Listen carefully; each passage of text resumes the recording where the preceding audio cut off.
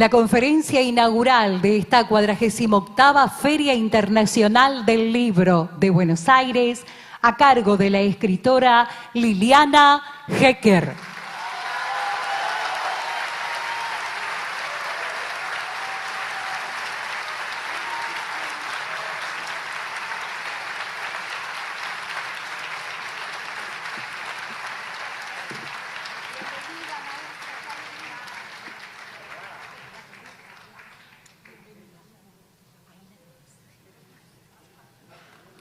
Bueno, quiero saludarlo. Ante todo, quiero explicarles una cosa, porque si no me voy a complicar. Soy inclusiva desde que tengo uso de razón, pero no me resulta natural el lenguaje inclusivo. Cuando yo digo todos, estamos incluidos todos, todas y todes.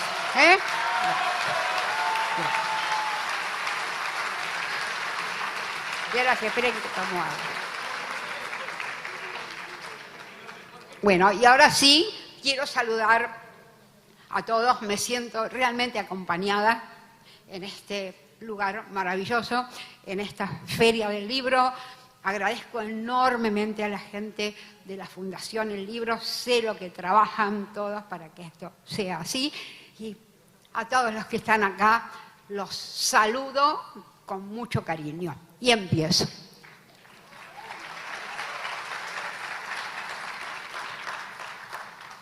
Esperen que me acomodo. Porque...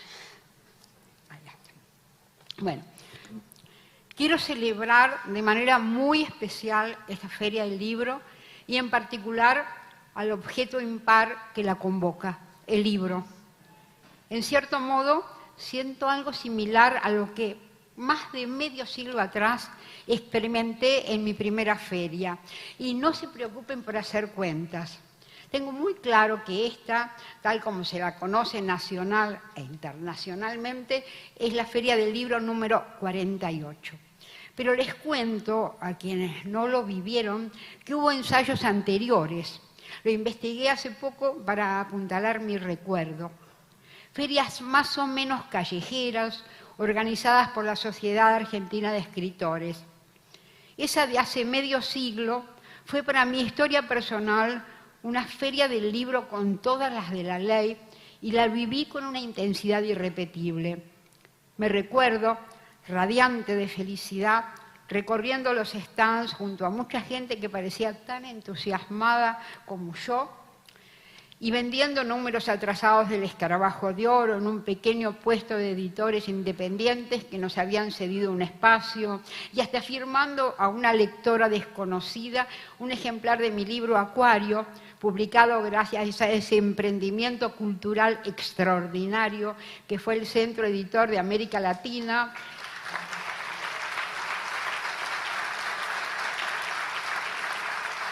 Esperen. Arrasado pocos años después por la dictadura cívico-militar.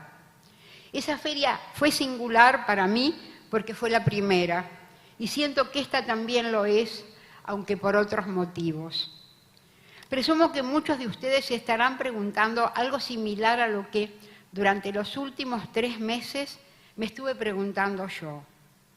¿Tiene sentido celebrar esta nueva emisión de la Feria del Libro en un país en el que día a día crecen la pobreza y la indigencia? Hay millares de despidos sin fundamento. La salud y la educación pública están en emergencia. La obra pública fue cancelada. Nuestras universidades son desfinanciadas al punto de correr el riesgo de cerrar sus puertas. La investigación científica y tecnológica y el ejercicio de la ciencia y la tecnología están siendo devastados. Toda institución o medio que favorece el desarrollo y la difusión de la cultura ha sido desvirtuado o borrado.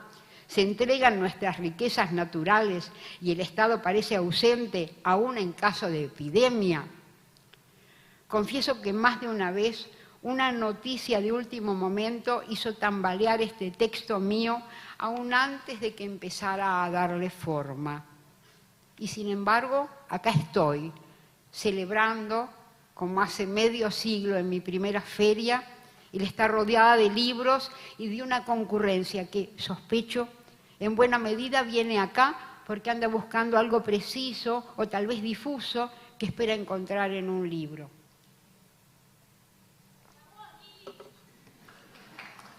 Espera. Ahí está el punto. Creo que el libro adquiere una significación muy especial en estos momentos. Por la inagotable diversidad de posibilidades que implica y por ser el exponente de un amplísimo registro del conocimiento y del arte, me parece atinado instalarlo como un justo representante de todo lo que hoy es atacado en el campo de la cultura. Reivindicarlo entonces se me hace una cuestión imperiosa, y no como autora, aunque la escritura sea el trabajo que amo. No es ese trabajo mío y privado el que corre riesgo. Aún durante la dictadura, dentro del pequeño ámbito de libertad de las 4 paredes de mi pieza, seguí escribiendo, y ese trabajo y nuestra revista me sostuvieron en esa época de brutalidad inédita. Y estoy convencida de que quienes nos dedicamos al trabajo creador seguiremos encontrando también ahora nuevas motivaciones y nuevas formas de expresarnos y de estar presentes. Teatro Abierto fue una presencia muy fuerte durante la dictadura.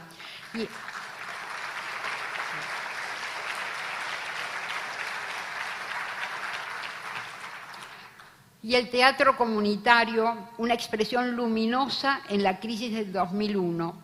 No vamos a resignarnos al silencio, de eso no me cabe duda.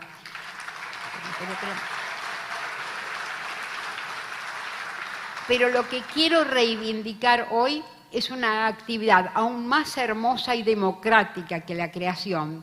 Quiero reivindicar la lectura. En primer lugar, la lectura de ficciones, esa aventura maravillosa que algunos tuvimos la fortuna de experimentar desde chicos.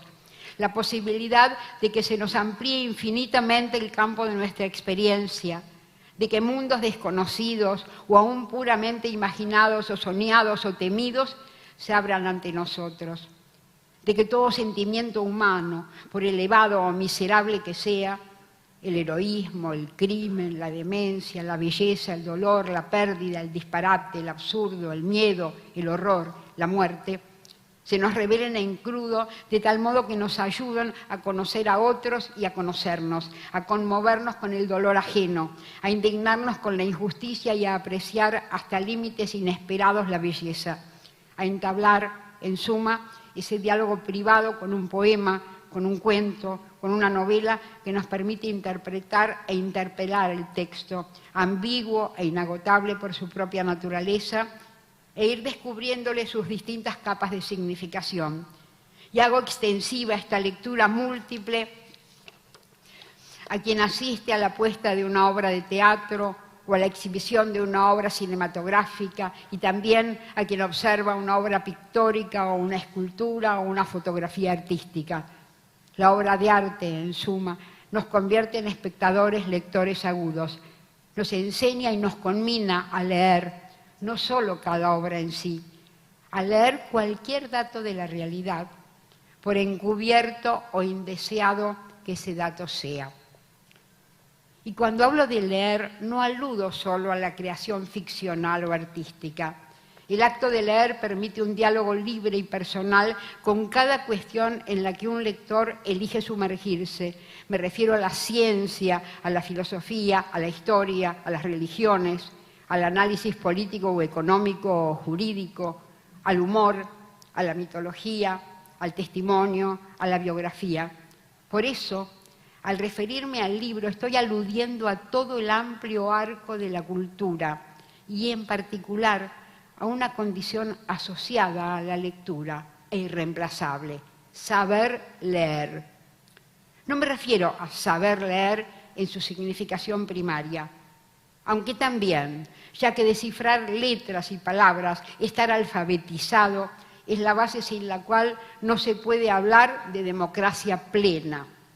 Hace muy poco, cuando se conmemoraron los 40 años de democracia, me pidieron una opinión al respecto.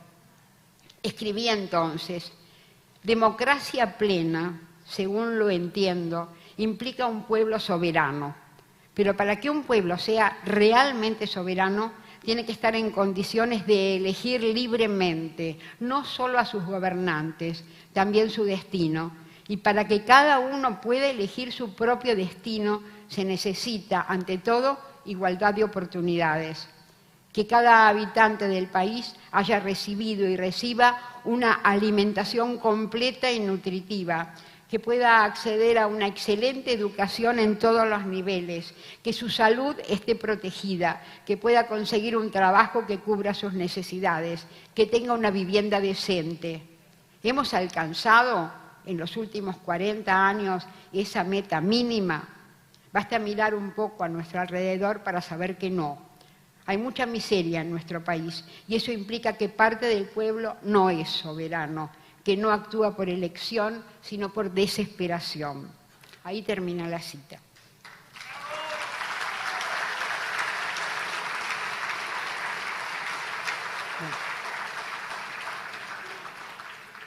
Creo que en esa meta mínima que señalé reside la condición imprescindible para que una persona sepa leer, en el sentido amplio al que me referí hace un momento.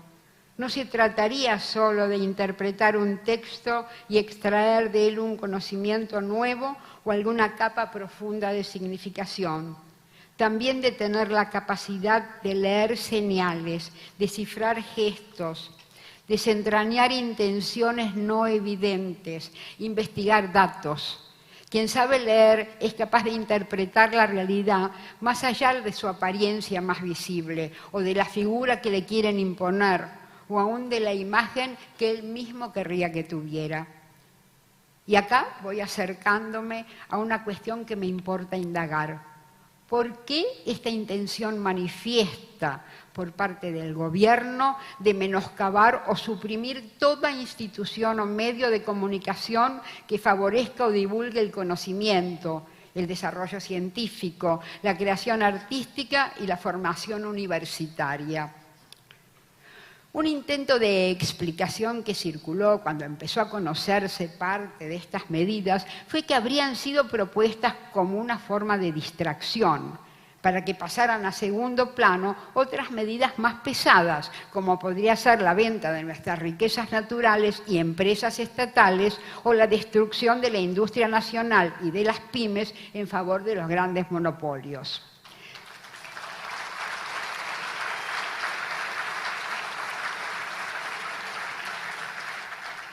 Sin duda, una explicación tan ingenua solo podía estar provocada por la perplejidad inicial. O tal vez fue una manera de eludir toda asociación con la frase tan temible que se le atribuye a Joseph Goebbels. Cuando escucho la palabra cultura, desenfundo la pistola.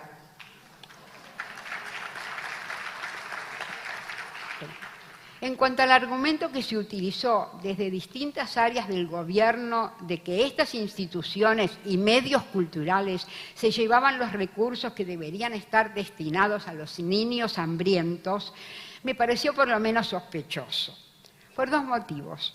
El primero, con solo explorar mínimamente el modo en que se financia buena parte de estas instituciones, se podría advertir que eliminarlas no va siquiera a atenuar el problema del hambre. El segundo, porque, de acuerdo a las políticas que se están llevando a cabo, el hambre en sectores cada vez más amplios de nuestra sociedad no parece ser una cuestión de interés para el gobierno. El haber dejado de enviar recursos para los comedores comunitarios resulta una prueba bastante nítida, aunque no es la única. A propósito, vi la interminable cola que se formó para acceder a una ración de alimentos al día siguiente de que se anunciara, de manera algo demencial, que cada necesitado debería solicitar por las suyas su ración al Ministerio de Capital Humano. 20 cuadras tenía la cola, supe después. Y también supe que nunca se atendió a nadie. Antes de que llegara a destino el primer solicitante de la fila, la ventanilla se cerró y a otra cosa mariposa. Semejante crueldad es difícil de concebir, pero ocurrió. Y yo me pregunté, ¿cómo se puede no reaccionar ante una falta tan evidente del más mínimo respeto por un semejante? Y entendí dos cosas. Una, Para la funcionaria o funcionario que ordenó cerrar la ventanilla, los que estaban haciendo esa cola no eran sus semejantes. Otra, resistirse a ver la realidad como es puede ser una salida cuando no se ve otra salida. Los que inútilmente estuvieron haciendo cola se negaban, al menos en ese momento, a ver lo que realmente acababa de pasarles. De lo que podría desprenderse algo como esto, que los argentinos no analicemos los mensajes, que no sepamos leer, puede ser a nivel gubernamental un buen modo de evitarse problemas.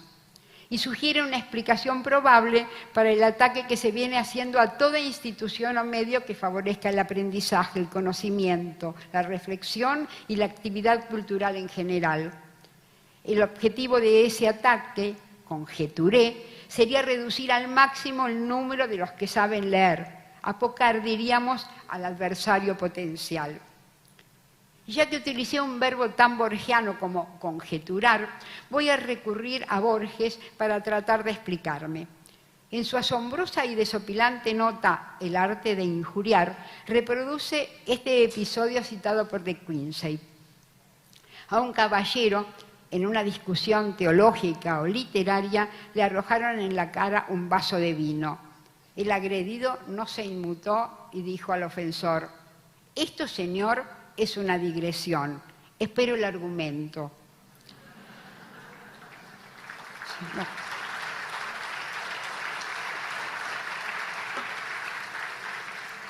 Saber leer, creo, es advertir que pese a lo extravagante del impacto, un vaso de vino en la cara carece de argumento. Y, para el estilo de comunicación que viene eligiendo el gobierno, implica una posibilidad riesgosa, que se advierta la falta o la falla de los argumentos. Si cada argentino tuviera la capacidad de saber leer, si contara con los elementos para adquirirla, ¿qué pasaría con los pronunciamientos o exabruptos que se suelen lanzar? ¿Estarían en riesgo de perder su eficacia? Como anticipo pongo un ejemplo. Las dos promesas de un bienestar inefable que nos va a compensar de lo mal que lo estamos pasando en la actualidad. La primera, dentro de 35 años este va a ser un país poderoso. La segunda, Argentina va a volver a ser ese gran país que fue a comienzos del siglo XX. En cuanto a la primera promesa, el aparente rigor científico que confiere una cifra tan exacta lleva a preguntarse: ¿dónde están los estudios que explican por qué vamos a alcanzar ese estado de bienestar exactamente dentro de 35 años? Dejando de lado que como consuelo es un poco pobre, ya que buena parte de los beneficiarios vamos a estar muertos de vejez, de hambre o por falta de medicamentos.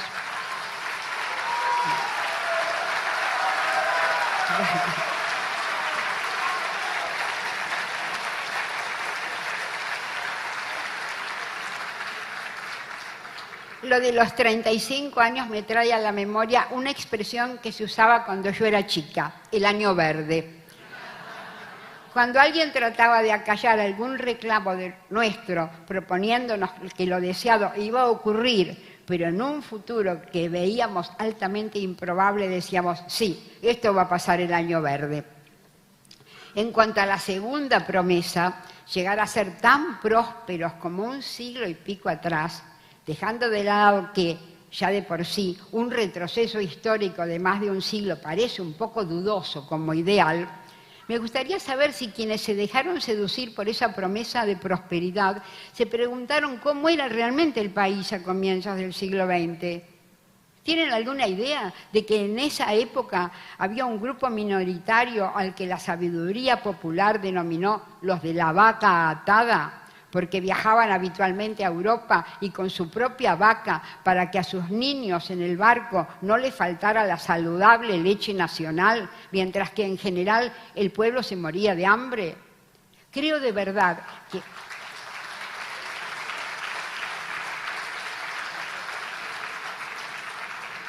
Creo de verdad que quienes promocionan esa meta de retroceder al año 1900 no mienten cuando dicen que ese es el país al que aspiran, pero fuera de estos nuevos representantes de la vaca atada, ¿serán muchos los que quieren vivir según ese modelo? ¿O simplemente no creyeron necesario o no tuvieron los recursos para indagar su significado?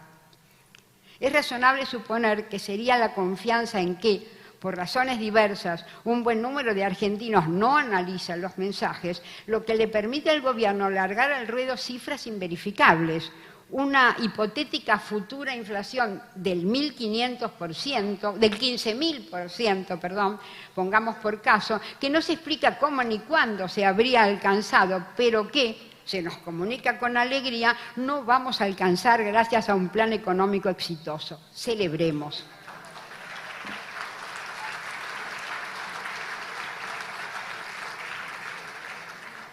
La gente está contenta, le escuché decir al ministro de Economía y me pregunté, ¿de qué gente está hablando?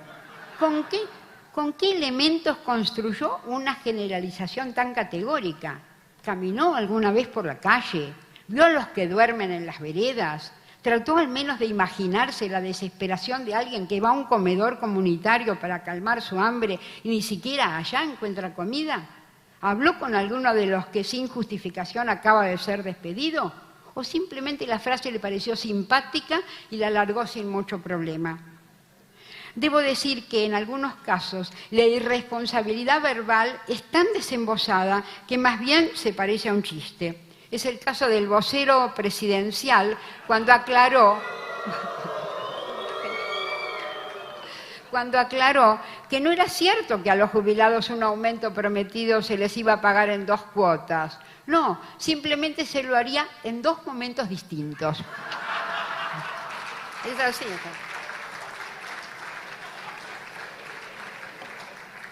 Si a esta pequeña antología de sinsentidos se le suman ciertos exabruptos al estilo de el Estado es una organización criminal o la justicia social es un concepto aberrante, se podrá sospechar que muy difícilmente el discurso o no discurso oficial resistiría a una lectura mínimamente atenta. En cuanto a la crueldad manifiesta que puede advertirse, por ejemplo, en la explicación de la canciller, ya que los jubilados se van a morir, ¿qué sentido tendría darles préstamos? O en el razonamiento de un diputado, si un padre necesita a su hijo en el taller, es libre de no mandarlo a la escuela. Pienso que para entender lo inhumano de estas propuestas basta con una mínima sensibilidad ante el sufrimiento, la injusticia y la impiedad. ¿Cómo protegerse de cuestionamientos que parecen casi inevitables? Un camino sería cercenar las posibilidades de acceso a una lectura analítica o sensible de la realidad y, si fuera factible, a la lectura en general. No conocer la historia, no tener elementos para cotejar el contexto actual con otros contextos o para delinear un futuro deseado. Una sorpresa del doctor Martín Menem ilustra con bastante nitidez esta intención. Después de la manifestación multitudinaria del 24 de marzo, dijo con cierta alarma que no se explicaba el motivo por el cual habían asistido jóvenes de 18 años a esa manifestación. ¿Cómo?, parece expresar con su perplejidad. Así que hay jóvenes enterados de que ese día hubo un golpe cívico-militar que instauró un régimen que asesinó, torturó, hizo desaparecer a 30.000 personas, entre quienes había viejos, adolescentes, monjas, curas, y que además robó bebés recién nacidos. Y al parecer no solo están enterados, doctor Menem, hasta dio la impresión de que les importan esos crímenes, que tienen la capacidad de entenderlos en carne propia, que saben que hubo mujeres heroicas que hicieron historia luchando por la aparición de sus hijos desaparecidos y de sus nietos robados.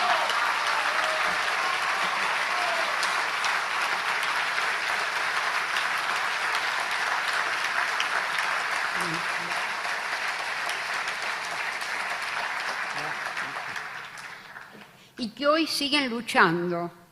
Esos adolescentes deben tener alguna información sobre nuestra historia reciente porque vivaron a las madres y a las abuelas de Plaza de Mayo y se manifestaron con tanta emoción y con tanto compromiso como todos los otros millares de personas de todas las edades que estábamos allí. Algo está fallando en el programa, sin duda. Pese al empeño gubernamental, no se ha podido conseguir hasta el momento una nueva y completa generación de ignorantes. Según se desprende de la perplejidad del doctor Menem, ese parecería ser el propósito que se está buscando. Porque si no, ¿de qué se asombraría? ¿No fueron jóvenes los que hicieron la reforma universitaria de 1918? ¿No fueron estudiantes secundarios y universitarios quienes defendieron en 1958 la ley de enseñanza laica, gratuita y obligatoria? Los jóvenes en nuestro país siempre estuvieron a la vanguardia en las luchas y no pretendo dar un único signo a esas luchas. Fueron jóvenes universitarios quienes se opusieron al general Perón durante su primer gobierno y también fueron jóvenes, universitarios o no, quienes lucharon porque volviera años después. Fueron jóvenes universitarios, junto a los obreros, los que protagonizaron el Cordobazo en 1968 y dieron el gran puntapié inicial para acabar con la dictadura militar iniciada en el 66. Desde distintas posiciones encararon una lucha y parecían saber por qué estaban luchando. Ahora, lo que en apariencia se busca es que los jóvenes y los no tan jóvenes carezcan de la oportunidad de acceder a la historia y de los recursos para actuar en busca de su destino elegido, de un destino elegido, que sean incapaces incluso de desentrañar qué destino están construyendo otros para ellos. Lo que se intenta, en suma, desfinanciando las universidades, desprestigiando el trabajo docente, cancelando un programa que auspiciosamente se llamaba Leer Aprendiendo y estaba destinado a los chicos de las escuelas, cerrando centros de investigación de enorme prestigio, y podría seguir con un largo y doloroso etcétera.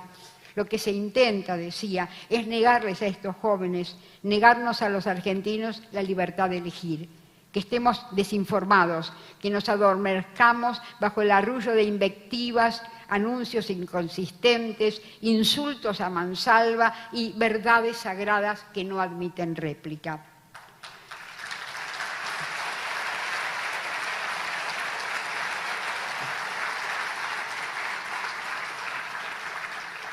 No es descabellado conjeturar que la ignorancia puede tener un considerable peso estratégico.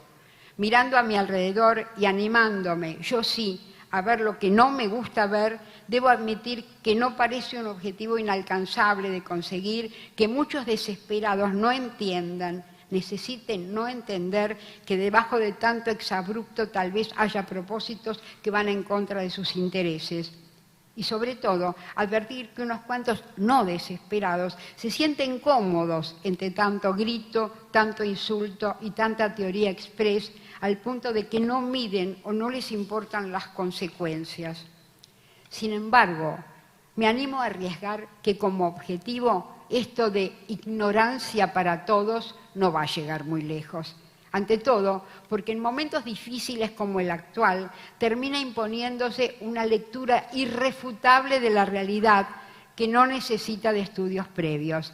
Es la inducida por el hambre y por la angustia de haber sido despedido del trabajo sin razón y por cualquier otra injusticia que duele de cerca.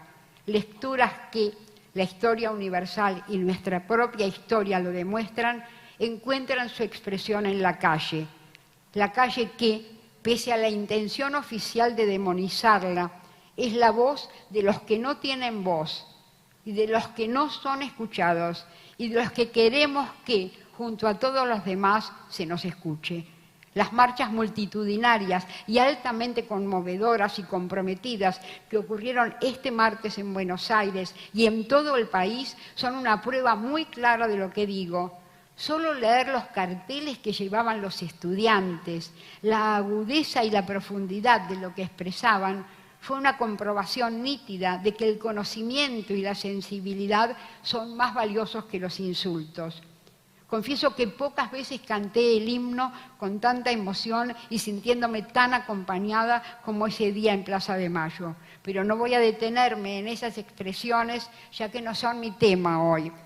Mi tema hoy es la voz de los que sí tenemos voz, los que tuvimos la oportunidad y tenemos la decisión de saber leer, los que creemos que los argumentos y la solidaridad construyen más que los agravios y el odio, los que al menos a grandes trazos nos proponemos un país en el que las ideas, los análisis, las discusiones prevalezcan sobre el vaso de vino arrojado a la cara.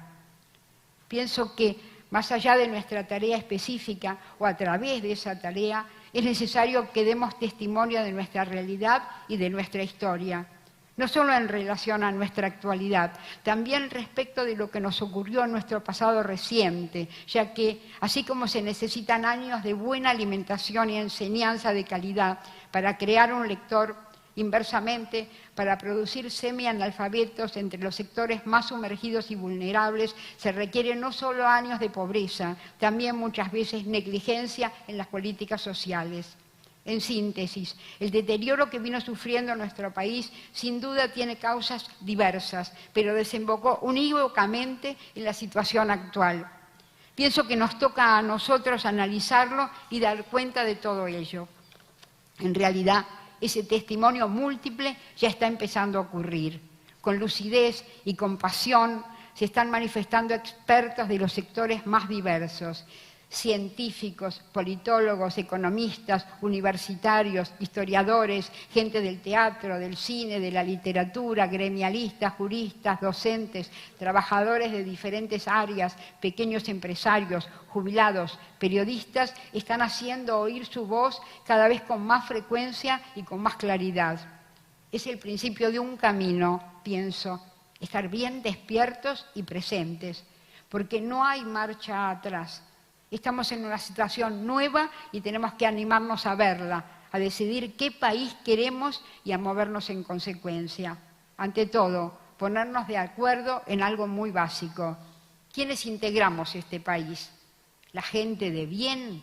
Escuché más de una vez desde representantes del oficialismo esta expresión poco confiable y me recordó a un humorista excepcional, Landru, que irónicamente y para aludir a una clase que se consideraba encumbrada, dividía a los argentinos entre los mersas y la gente como uno. ¿Es esa gente de bien nuestro país o lo integramos todos los que la habitamos? Porque en este último caso tendremos que admitir que a todos nos corresponden los mismos derechos. Para ser muy básicos, una buena alimentación, una educación de calidad, una salud protegida, acceso a una vida digna. Ahora, no dentro de 35 años. La vida que se pierde hoy ya no se recupera. Entre tanto, podremos protagonizar todos los debates.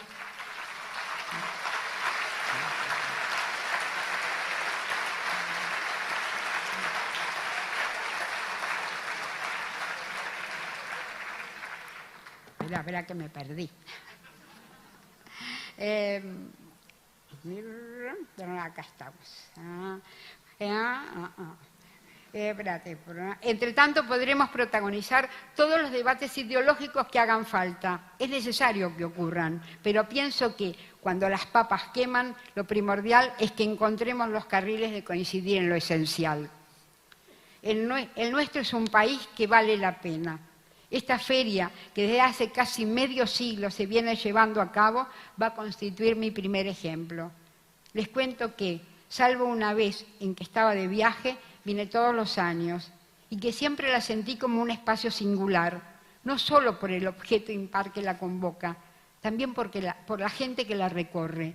Y atención, porque a partir de acá, sin desentenderme del panorama sombrío que emergió hasta ahora, voy a mostrar mi hilacha optimista. Estuve en algunas ferias de otros países, tan importantes o más que la nuestra.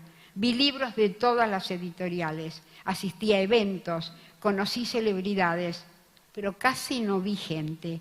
Y en esta feria nuestra, desde su primera emisión y aún en circunstancias históricas muy difíciles, el público viene, recorre los stands, busca o encuentra determinado libro, compra lo que puede, asiste a los actos culturales, habla con algún escritor, se encuentra con un amigo que hace tiempo no veía. Siente que este es un lugar que le pertenece. En nuestro país, en suma, el libro importa. Y eso es un dato nada desdeñable acerca de cómo somos o de cuáles son nuestras posibilidades. Y no es el único dato. El movimiento teatral argentino es excepcional. Nuestro cine es valorado acá y en el exterior. Nuestros científicos son requeridos y admirados en todo el mundo. Hay una literatura notable y, doy fe, siguen apareciendo año tras año nuevos y valiosos escritores. Nuestros humoristas son de primer nivel. Tenemos músicos y letristas admirables. Numerosas editoriales y revistas independientes que se hacen a pulmón y que, en las buenas y en las malas, publican un material de primer nivel. Pero no solo eso. Es notable el sentido del humor popular, que se puede palpar en cualquier calle o en cualquier colectivo y que muchas veces nos salva de la desesperación. Milagrosamente persiste el hábito de encontrarnos en un café solo para conversar. Seguimos manejándonos para arreglar lo que haga falta con un alambrecito. Y todo eso también es cultura, nuestra cultura, la que tenemos que preservar. No se asusten, no tengo la intención de idealizarnos, no es mi costumbre. Unos cuantos y bien bravos defectos debemos tener para que estemos como estamos, pero contamos con un hermoso capital humano. Esto, y no otra cosa según lo entiendo, es el capital humano.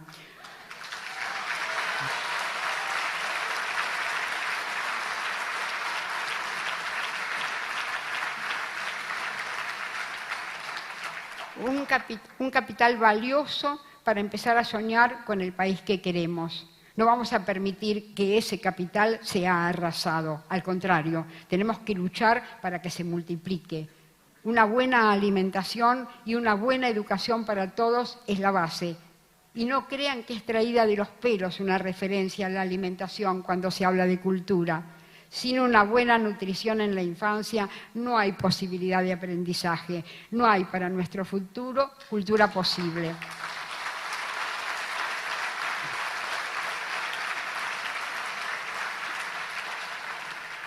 A partir de esa base imprescindible se abren los caminos.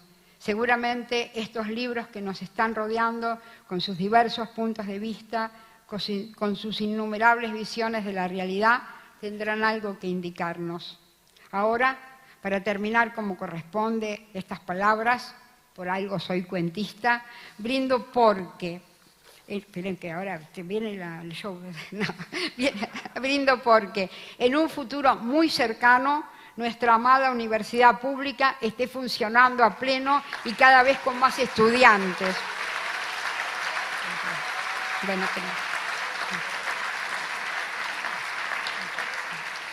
porque nuestras instituciones y medios culturales puedan trabajar por entero y con todo su personal para el desarrollo y la difusión de nuestra cultura.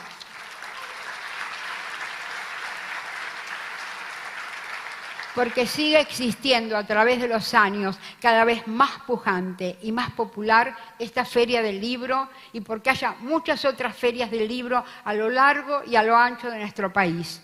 Cada vez con más concurrencia, cada vez con más creatividad, cada vez con más lectores.